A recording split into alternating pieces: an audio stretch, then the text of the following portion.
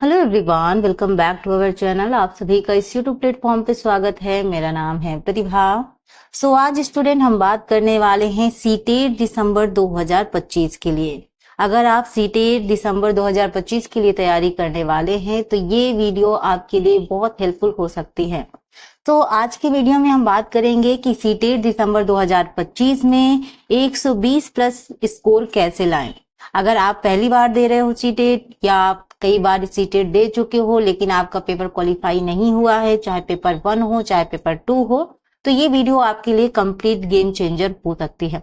तो वीडियो को अंत तक जरूर देखें क्योंकि हम इस पर बात करेंगे कि आपके सब्जेक्ट वाइज स्ट्रैटेजी क्या होनी चाहिए, स्ट्रैटेजी प्लान क्या होना चाहिए, कॉमन मिस्टेक जो हर एक स्टूडेंट करता है उसे कैसे अवॉइड करके आपको और बेटर तरीके से प्रिपरेशन करनी चाहिए। तो इन सारी चीजों में आज हम बात करेंगे। पैटर्न से लगा के मैं आपको पूरा स्ट्रैटेजी प्लान बताऊंगी कि दिसंबर तक के लिए 150 दिन का पूरा प्लान कैसे होगा, किन किन चीजों पे आप फोकस करेंगे, किन किन चीजों को आप अवॉइड करेंगे। कंप्लीट आज की वीडियो में आपको इन्फॉर्मेशन मिलेगी। अगर आपने ये वीडियो लास्ट तक देखी तो यकीन मानिएगा आपके जो तैयारी करने का तरीका है वो बिल्कुल बदल जाएगा और एक नए सिरे से और एक अच्छे स्टूडेंट होने के नाते आप और बेहतर तरीके से प्रिपरेशन कर सकते हैं। क्योंकि हमें भी चाहिए कि एक ही बार में हम क्या करें, एग्जाम क्लियर करें। और केवल क्लियर करना नहीं है, हमें अच्छे स्कोर भी गेन करना है क्योंकि अगर जॉब लेनी है तो आपका स्कोर अच्छा होना चाहिए। चलिए स्टार्ट करते हैं आज की क्लास। उससे पहले अभी तक अगर इस चैनल से आप नहीं जुड़े हैं तो चैनल को सब्सक्राइब कर लें, बेल आइकन जरूर प्रेस कर लें ताकि नोटिफिकेशन आप तक पहुंचे, और क्लास पसंद आए तो लाइक शेयर सब्सक्राइब जरूर करें। चलिए बढ़ते हैं और देखते हैं। सबसे पहले आप सभी जानते हैं कि सीटेट में 2 पेपर होता है, ठीक है।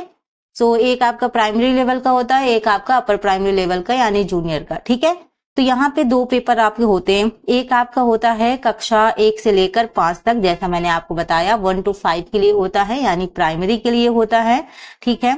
आप सभी देखो जो भी सीटेट का पेपर देने जा रहे हैं, अगर न्यू लर्नर हो, आपको कुछ भी नहीं मालूम है तो यहाँ से आपको सारी डिटेल मालूम हो जाएगी, क्या पढ़ना है क्या नहीं पढ़ना है, कितने सब्जेक्ट होते हैं, कितने मार्क्स लाने चाहिए, एवरीथिंग मैं सारी चीजों पे बात करूंगी, ठीक है। दूसरा जो आपका पेपर होता है वो होता है पेपर सेकेंड, कक्षा 6 से लेकर 8 तक, यानी मैं अपर प्राइमरी की बात कर रही हूँ, अपर प्राइमरी, ठीक है।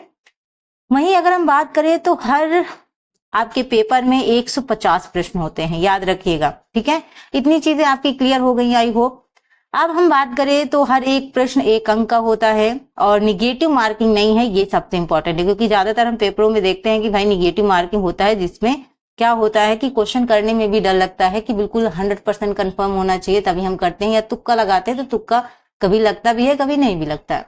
तो इस वजह से आपकी जो निगेटिव मार्किंग इसमें नहीं है, तो सबसे अच्छी चीज होती है कि हम पूरा कंप्लीट पेपर सॉल्व करते हैं, ठीक है।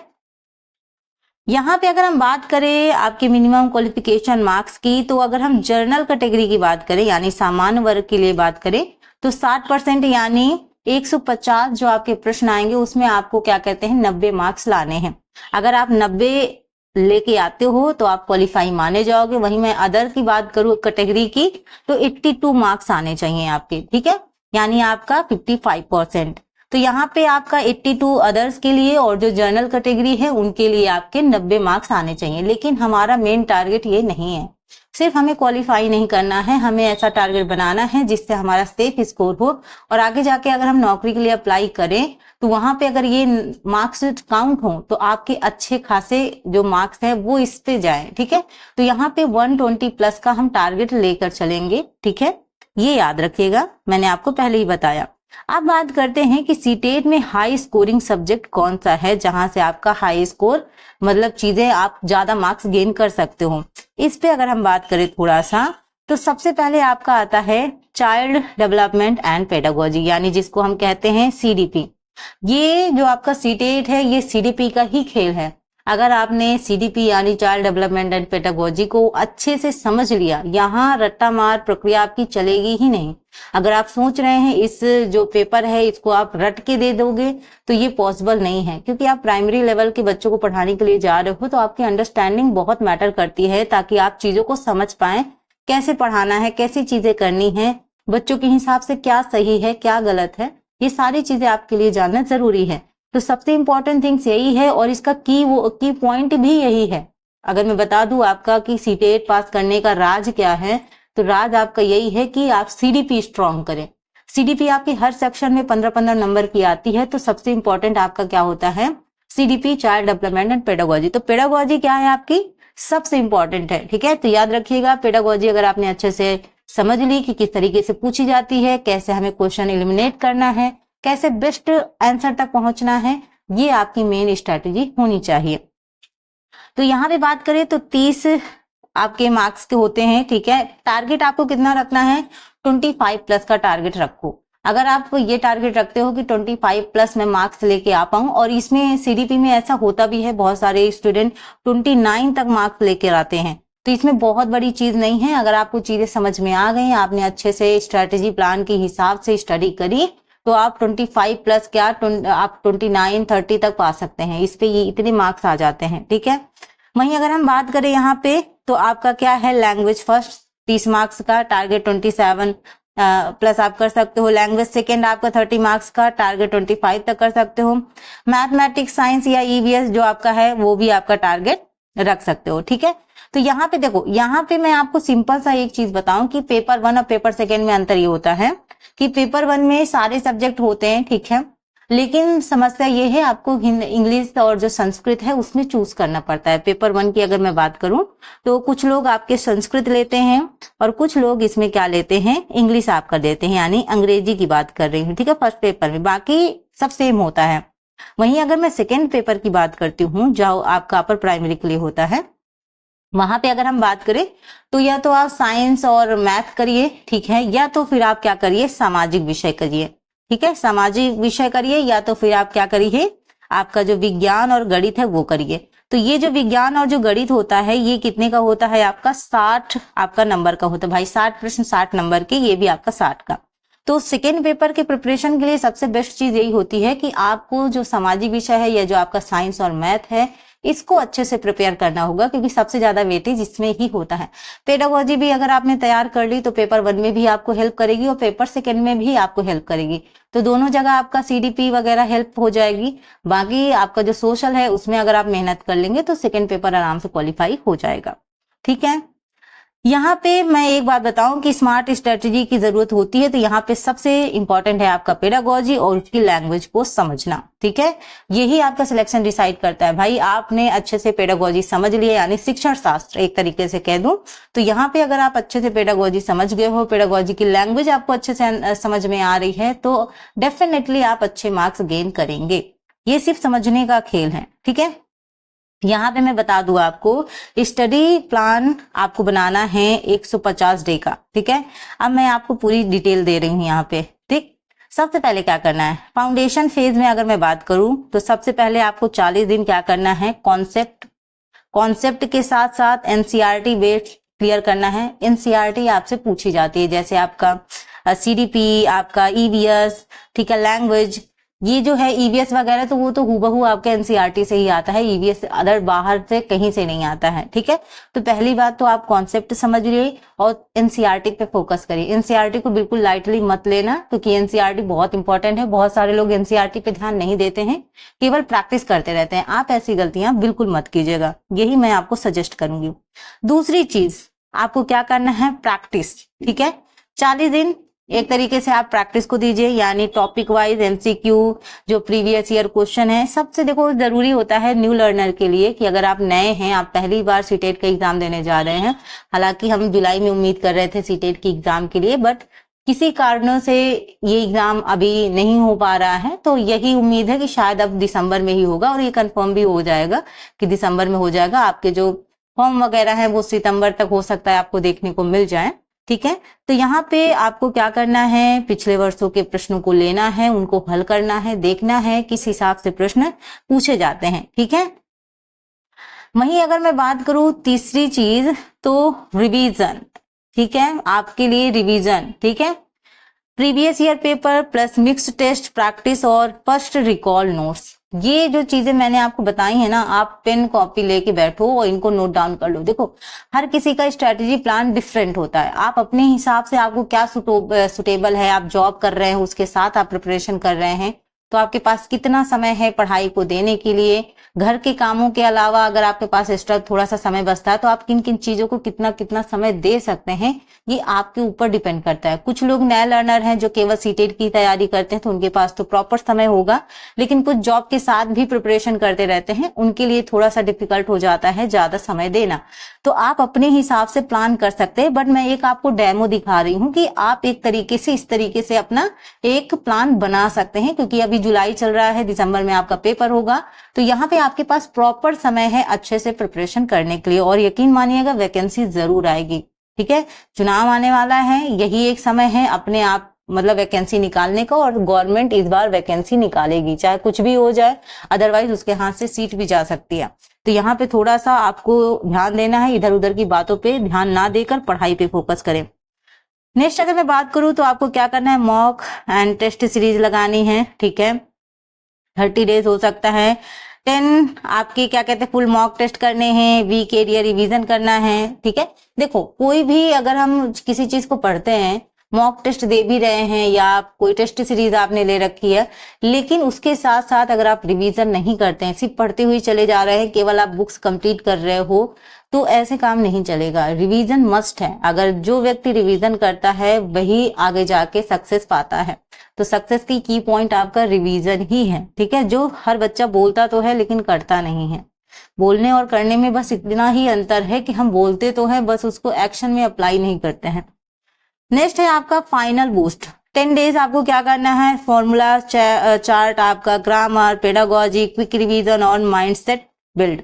तो ये जो चीजें हैं ये लास्ट चीजों में आपको करनी है। लास्ट जब आपका 10 डेज बचेगा, एग्जाम बहुत करीब होगा, उसके आसपास आप क्या कर सकते हो, सबसे इंपॉर्टेंट होता है मॉक टेस्ट लगाना और रिवीजन करना। ये मैं 2 चीजें आपको रेफर करूंगी, मॉक टेस्ट लगाओ और क्या करो आप रिवीजन करो, ठीक है। 2 चीजें आपके लिए इंपॉर्टेंट है। नेक्स्ट मैं बात करूंगी डेली शेड्यूल का एक सिंपल फॉर्मेट। देखो जैसे मान लो आपने क्या किया कि 1 घंटे सीडीपी को दिया, कॉन्सेप्ट और थ्योरी पढ़ी, ठीक है। हाफ आप लैंग्वेज और जो आपकी लैंग्वेज फर्स्ट है, सेकंड है, रीडिंग, ग्रामर वगैरह, इसको आपने दिया। 2 घंटे अगर मैं बात करूं तो 2 घंटे, देखो मैथ है, मैथ थोड़ा सा टफ होती है, बट आपकी अगर मैं बात करूं तो जो आपकी सीटेट की मैथ होती है वो डिफरेंट थोड़ा सा होती है, उसमें पेडागोजी भी इंक्लूड होता है मैथ में, ठीक है। स्पेशली सारी मैथ ऐसे नहीं होती है कि कैलकुलेटिव हो, कुछ मैथ आपकी ऐसी होती है जिसको आपको समझना पड़ता है अगर आपने मैथ पढ़ी हुई है, ठीक है। ईवीएस है, साइंस है, एनसीईआरटी बेस्ड है, तो एनसीईआरटी पे आपको बेहद फोकस करना है, ठीक है। किताब इकट्ठा कर लीजिए। अगर आप एनसीईआरटी की अगर आपको बुक्स वगैरह मिल जाती हैं ईवीएस वगैरह की, तो आप उनको इकट्ठा कर लीजिए, उनको अच्छे से पढ़ लीजिए। अगर आप पढ़ लेंगे उतना ही आपको समझ में आ जाएगा, क्योंकि चैप्टर के नाम भी पूछे जाते हैं, ठीक है। 1 घंटा प्रैक्टिस प्लस एमसीक्यू और प्लस रिवीजन, तो 1 घंटा आप इनको दे सकते हैं। ऐसे आप अपने हिसाब से जितना आपके पास समय बचता है पढ़ाई के लिए, उसके हिसाब से देखो मैंने अपने हिसाब से बनाया कि जिस हिसाब से बच्चा नया लर्नर है उसके पास अगर प्रॉपर समय है तो इतने घंटे धीरे धीरे करके वो ये चीजें कर सकता है। अब आपके पास कितना समय है, काम के बाद आप कितना फ्री होते हो, ये आप पे डिपेंड करता है, ठीक है। तो इनको अपने हिसाब से आप अरेंज कर सकते हो कि कितना घंटा किस सब्जेक्ट को आपको देना है। इस हिसाब से अगर तैयारी करोगे तो कॉन्फिडेंस भी डेवलप होगा और आप क्वालिफाई भी करोगे, ठीक है। अब मैं बात करती हूँ थोड़ा सा कॉमन मिस्टेक्स जो 100% लाने से रोकती है। भाई बहुत सारे बच्चे हैं 89 पे अटक जाते हैं, 89 पे, समझ सकते हैं 89 मतलब 1 नंबर के लिए वो स्ट्रगल करते रहते हैं, और 1 नंबर इतना पेन देता है कि आप समझ नहीं सकते हैं उस स्टूडेंट की भावनाएं।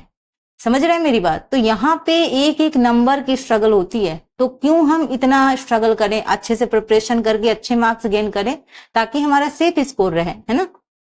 तो यहाँ पे जो कॉमन मिस्टेक्स स्टूडेंट करते हैं उनको मैं थोड़ा सा आपको बताना चाहूंगी।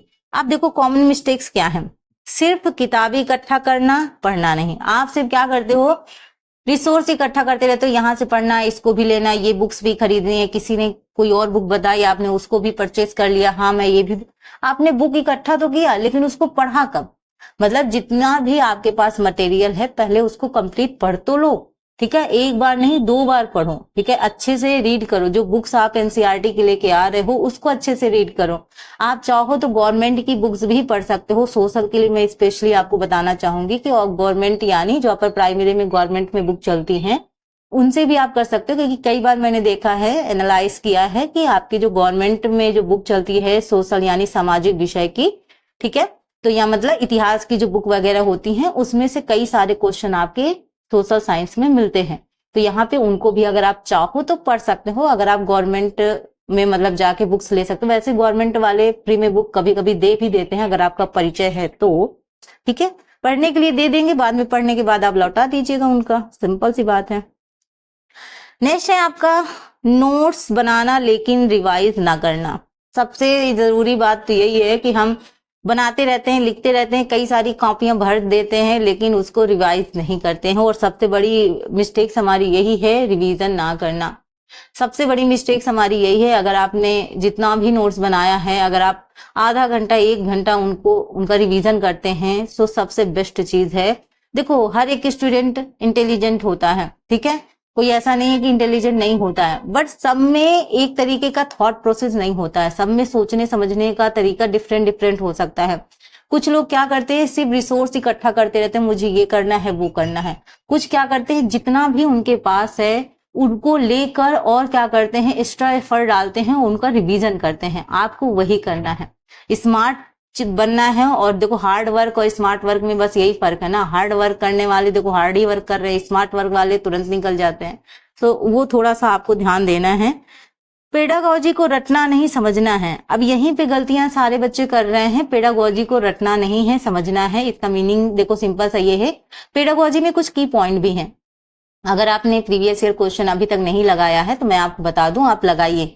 उनसे कुछ ट्रिक्स भी ऐसी होती हैं, जैसे कुछ क्वेश्चन ऐसे होते हैं जिनमें केवल ओनली वगैरह लिखा रहता है, सिर्फ लिखा रहता है, ठीक है। तो ये जो शब्द होते हैं ना, ये हमेशा निगेटिव को इंडिकेट करते हैं। तो जिस भी सेंटेंस में केवल सिर्फ वगैरह आ गया है, ठीक है, जेंडर रूढ़िवादिता को बढ़ावा दे रहा है, ठीक है, मतलब एक लिंग पर ज्यादा फोकस कर रहा है, तो इस तरीके की चीजें, और शिक्षा पर केंद्रित है ना कि बच्चों पर, तो इस तरीके की चीजें निगेटिव होती है। तो ऐसे क्वेश्चन सही होने के चांसेस ना के बराबर होते, मतलब सही होते ही नहीं है। तो जैसे ही हमें ऐसे शब्द दिख जाए तो हम वैसे ही उसको क्या कर दे, कट कर दे, भाई वो आंसर हो ही नहीं सकता। तो इस तरीके के कुछ आपके ट्रिक्स हैं, कुछ ऐसे पॉइंट्स हैं जिन पे अगर आप फोकस करोगे तो आंसर तक बहुत जल्दी पहुंच जाओगे। क्योंकि समय भी आपके पास कम होता है और आपका जो पेडागोजी वाला सेक्शन है उसमें आपको पढ़ना ज्यादा रहता है, थोड़ा सा लेंदी होता है, तो हमारा समय जाता है। तो सबसे इंपॉर्टेंट होती है कि थोड़ा सा आपको दिमाग लगा के समझना है कि कौन सी चीज हमको इलिमिनेट करनी है, राइट। नेक्स्ट में अगर बात करूं तो मॉक टेस्ट को अवॉइड करना या एनालिसिस नहीं करना, ये सबसे इंपॉर्टेंट है। हम मॉक टेस्ट देते हैं, लेकिन मॉक टेस्ट देने के बाद हम ये नहीं देखते कि सोल्यूशन में हमने जो मॉक टेस्ट दिया है उसमें हमने क्या क्या मिस्टेक्स की हैं। अगर हम उन मिस्टेक्स को नहीं देखते हैं तो दोबारा हमसे वही मिस्टेक्स हो जाती हैं। तो इसलिए कभी भी मॉक टेस्ट दो तो उसके बाद उसका सोल्यूशन देखो कि आखिरकार मुझसे गलती कहाँ पे हो रही है। सबसे इंपॉर्टेंट चीज है मॉक टेस्ट देना। अगर मॉक टेस्ट में आपके नंबर अच्छे आ रहे हैं, आप जो गलतियां कर रहे हो मॉक टेस्ट देने में, जो आपसे त्रुटि हो रही है, उसको अगर आप करेक्ट कर पा रहे हो नेक्स्ट मॉक टेस्ट देने में, तो सबसे बेस्ट चीज होती है ये, ठीक है। याद रखिएगा, जो सब गलती करते हैं वो आप बिल्कुल भी नहीं कीजिएगा। यहां मैं बात करूं तो सही तरीका क्या है आपका कि हर हफ्ते एक फुल मॉक टेस्ट आपको लगाना है। वीक आपके जो टॉपिक्स पर दोबारा फोकस करना है, ये चीज पे ध्यान रखिएगा। मतलब एक आप डिसाइड कर लो कि हर एक वीक में आपको क्या करना है, एक मॉक टेस्ट देना है। मॉक टेस्ट देने के बाद जो आपने मॉक टेस्ट दिया है उसको आप देखिए कि कौन सा क्वेश्चन आपका सही हो रहा है और कौन सा क्वेश्चन जो गलत हो रहा है वो गलत क्यों हो रहा है। रीजन ढूंढिए। आपने देखा है जो लोग मॉक टेस्ट करवाते हैं उनके नीचे सोल्यूशन भी दिया होता है, यानी उसका समाधान दिया होता है। तो आप उसका समाधान देखिए कि नीचे क्या क्या चीज दी है। कुछ एक्स्ट्रा पॉइंट भी ऐड होते हैं कि जिससे आपको और हेल्प मिल सके। ना हो तो आप क्या कर सकते हैं, जैसे प्रीवियस ईयर क्वेश्चन पेपर है, ठीक है, वो आपको कहीं पे भी आपको फ्री मिल जाएगा, आप डाउनलोड कर सकते हैं। गूगल पे सर्च करोगे तो भी आपको फ्री मिल जाएगा। यूट्यूब पे भी बहुत सारे ऐसे टीचर्स हैं जो आपको ये प्रीवियस ईयर कराते हैं। आप क्या करो, प्रीवियस ईयर क्वेश्चन देखो और उनमें से देखने की ये कोशिश करो कि ऐसे कौन से टॉपिक्स हैं जो बार बार रिपीट होते हैं। मतलब ऐसे कौन से मोस्ट इंपॉर्टेंट टॉपिक है जिनसे हर बार आपके प्रश्न पूछे गए हैं।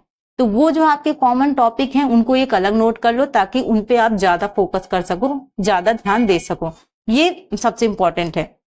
चाहो तो बहुत से टीचर्स ऐसे हैं जो इम्पोर्टेंट जो आपके टॉपिक्स हैं उनकी लिस्ट भी आपको पूरी बता सकते हैं, नोट डाउन करके उन पे क्या करते हैं थोड़ा सा एक्स्ट्रा फोकस करने की कोशिश करो, तो इस तरीके से आपको ज्यादा हेल्प मिलेगी। ठीक है, यहाँ पे मैं एडवाइस आपको यही देना चाहूंगी कि एनसीईआरटी को क्या करें, लाइटली मत लो। ठीक है, मैथ, ईवीएस और साइंस वगैरह आपके एनसीईआरटी से ही पूछा जाता है, तो बिल्कुल भी एनसीईआरटी को बहुत सारे लोग लाइटली में लेते हैं। ठीक है, कोई ना, इसमें पेडागोजी ही आता है तो हम पेडागोजी पे ही ध्यान देंगे, बट जो अदर सेक्शन है उसमें तो आपकी एनसीईआरटी पूछी जाती है, तो उसमें आपको एनसीईआरटी पर ही ध्यान देना पड़ेगा।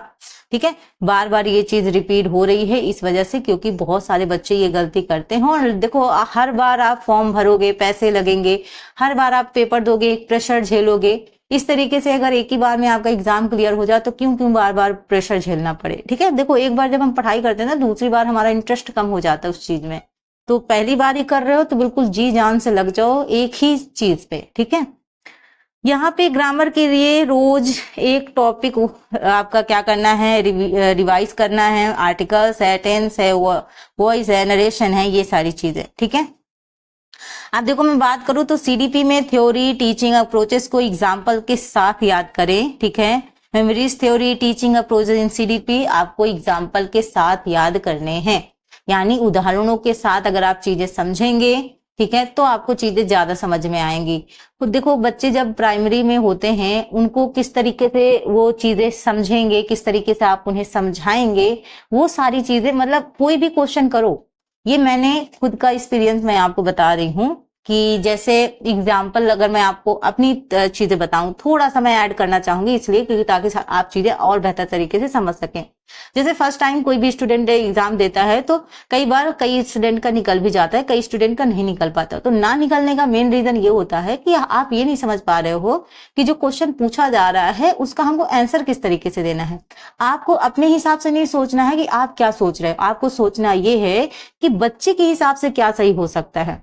तो वो चीजों पे आपको थोड़ा सा फोकस करना है, तब आपका जो आंसर है वो राइट होने के चांसेस बहुत ज्यादा बढ़ जाते हैं। ठीक है, इस पे आप ध्यान दोगे। रीडिंग कम्प्रिहेंशन और पेडागोजी वाले प्रश्न स्टेट में सेक्शन के गेम चेंजर होते हैं, तो इसको आप जरूर याद रखिएगा। पेडागोजी तो मेन है ही, मैंने आपको कई बार इसमें कहा है। सो ये रही इंपॉर्टेंट इंफॉर्मेशन स्टूडेंट, और मेरा बस मानना यही है कि अगर आप तैयारी करते हैं तो जी जान से करिए, अच्छे से करिए, स्ट्रैटेजी के साथ करिए, फुल प्लान बना के करिए। ऐसे ही नहीं कि चलो आज पढ़ लिया दूसरे दिन चलो ठीक है कोई और एग्जाम के लिए देखते हैं, ऐसा नहीं। आप एक माइंडसेट पूरा रेडी कर लो कि आपको करना क्या है। सबसे पहले अपने आप को झूठ बोलना बंद करो कि मैं चाहती क्या हूँ लाइफ में। जो भी चीजें चाहते हो सच सच अपने मन से बताओ, जब मन से बोलोगे तो ऑटोमेटिक चीजें क्लियर हो जाएंगी। अगर आप अभी भी प्लानिंग के साथ शुरू कर रहे हो तो सीटेट दिसंबर 2025 में आपका नाम भी 120 प्लस स्कोर में होगा, याद रखिएगा। ठीक है, अनब्रेकेबल बनना है तो आपको लगातार ये जो आपकी प्रैक्टिस है, आपका रिवीजन है, ये बनाए रखना होगा। आपके पास वो सब कुछ है जो सिलेक्शन लेने के लिए चाहिए, बस आपको क्या करना है, एक्शन करना है। हमारे पास करने को बहुत कुछ होता है लेकिन हम उसको एक्शन में अप्लाई नहीं कर पाते हैं, और तो ये आपको बिल्कुल अवॉइड करना है, एक्शन में अप्लाई करना है, यानी सिर्फ कहना नहीं है, करना है। ठीक है, तो वीडियो अच्छी लगे तो लाइक करें, चैनल को सब्सक्राइब करें और कमेंट में लिखिए कि तैयारी आपने कब से शुरू की है, आपको कैसी स्ट्रेटजी आप बनाना चाहते हो, आप आगे जाके कैसी क्लासेस देखना चाहते हो, या आपको और कोई एडवाइस चाहिए तो आप कमेंट बॉक्स में मुझसे पूछ सकते हो। मैं आपको फुल्ली आपके साथ हूँ, मैं फुल्ली आपको सपोर्ट कर रही हूँ सिलेक्शन में, मैं आपके साथ हूँ। बस आपको क्या करना है, एक्शन करना है। ठीक है, मिलते हैं अपने नेक्स्ट क्लास में एक इंपॉर्टेंट वीडियो के साथ। तब तक अपनी तैयारी कंटिन्यू रखिए, मेहनत करिए, माता पिता का ध्यान रखिएगा और अपना भी। मिलते हैं नेक्स्ट क्लास में। Thank you for watching, thank you so much, bye bye.